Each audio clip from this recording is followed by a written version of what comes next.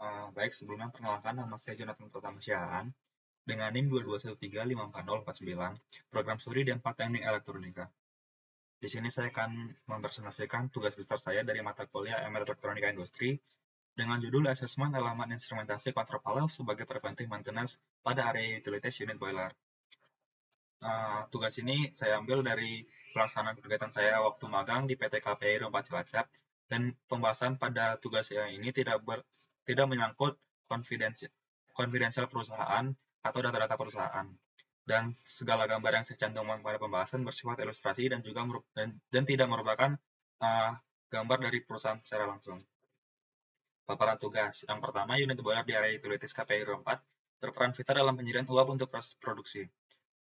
Jadi boiler di sini tuh berperan sebagai penyediaan steam untuk mendukung proses di area pada kilang. Yang kedua adalah keandalan operasi boiler sangat bergantung pada sistem instrumentasi dan kontrol. Jadi boiler beroperasi didukung oleh sistem instrumentasi dan kontrol yang terdiri dari sensor atau transmitter, panel control element, dan sebagainya. Yang ketiga adalah permasalahan pada elemen instrumentasi dapat menurunkan performa kontrol dan efisiensi operasi. Jadi ketika ada elemen instrumentasi yang bermasalah, itu bisa berperan untuk menurunkan efisiensi dari sistem boiler tersendiri. Yang keempat adalah preventive maintenance diperlukan untuk menjaga keandalan dan keselamatan operasi. Jadi maka dari itu diperlukannya preventive maintenance untuk menjaga keandalan dan keselamatan operasi dari boiler tersebut. Tujuannya ketiga, yang pertama adalah mengidentifikasi potensi kegawat elemen instrumentasi sejak dini. Yang kedua adalah memberikan gambaran kondisi, peralatan, dan kebutuhan pemeliharaan. Yang ketiga, menyusun solusi teknis berbasis preventive maintenance untuk meningkatkan keandalan sistem. Lalu identifikasi masalahnya, yang pertama adalah degradasi akurasi sensor karena drift nilai ukur. Jadi tidak akurat dari sensor tersebut membaca dari parameter yang dideteksi karena adanya drift nilai ukur. Yang kedua adalah penurunan performa counter valve. Bisa disebabkan oleh stiction, pausan, atau ketidaklinearan, dan sebagainya. Yang ketiga adalah gangguan pada sistem maksisi dan sinyal elektronik.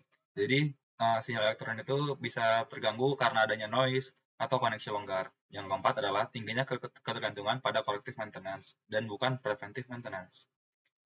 Lalu ada analisis pentingnya preventive maintenance. Yang pertama adalah corrective maintenance berisiko menyebabkan downtime tidak terencana.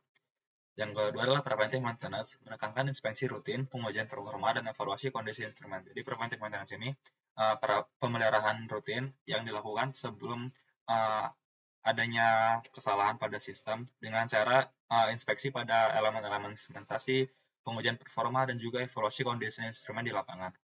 Lalu yang ketiga adalah strategi ini memastikan operasi yang aman, efisien, dan juga berkelanjutan, atau dilakukan secara berkala atau rutin. Kemudian adalah analisis kebutuhan MR elektronika industri. Yang pertama itu adalah peralatan instrumentasi harus andal, akurat, dan sesuai standar industri. Peralatan instrumentasi tersebut itu harus sesuai dengan spesifikasi dan juga standar industri yang digunakan oleh industri tersebut. Pada umumnya yang digunakan adalah standar instrumen itu ISA 5.1.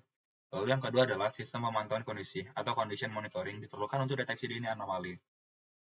Jadi ketika ada sesuatu hal yang tidak sesuai dengan sistem kerja, maka bisa dipantau langsung atau dideteksi langsung menggunakan condition monitoring ini. Lalu yang ketiga adalah prosedur preventive maintenance yang terdokumentasi dan terstandar sangat penting. Jadi preventive maintenance yang sudah dilakukan secara berkala dapat terdokumentasi dan terdata dengan baik. Jadi apabila sewaktu-waktu diperlukan lagi, maka data tersebut sudah tersimpan dengan baik dan bisa dapat dibaca kembali.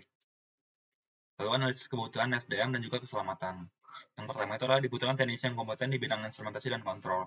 Karena yang di assessment adalah bagian instrumentasi dan kontrol, maka diperlukan teknisi yang kompeten di bidang tersebut.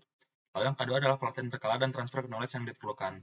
Transfer knowledge yang diperlukan ini yang dimaksud adalah ketika ada engineer senior itu bisa melakukan sharing atau transfer ilmu kepada engineer yang muda atau junior.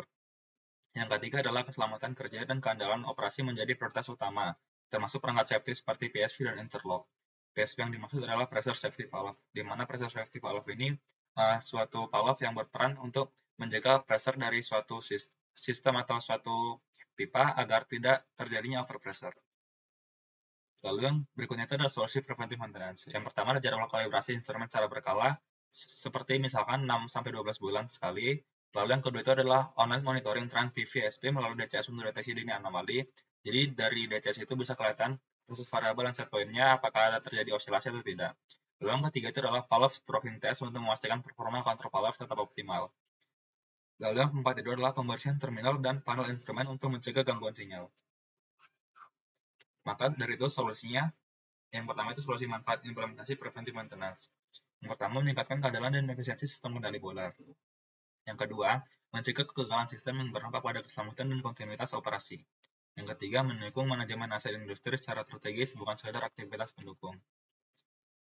Maka dari itu, kesimpulan penutupnya, yang pertama adalah preventive maintenance. Pada instrumentasi boiler sangat penting untuk menjaga stabilitas, efisiensi, dan keselamatan operasi. Yang kedua, implementasi strategi yang terencana, terstandar, dan terintegrasi memberikan manfaat signifikan bagi keberlanjutan operasional kilang. Yang ketiga, maintenance instrumentasi harus menjadi bagian strategis manajemen aset industri. Demikian presentasi dari saya. Mohon maaf apabila ada kesalahan. Sekali lagi saya ucapkan mohon maaf. Saya Jonathan Pertamasiaan, pamit undur diri.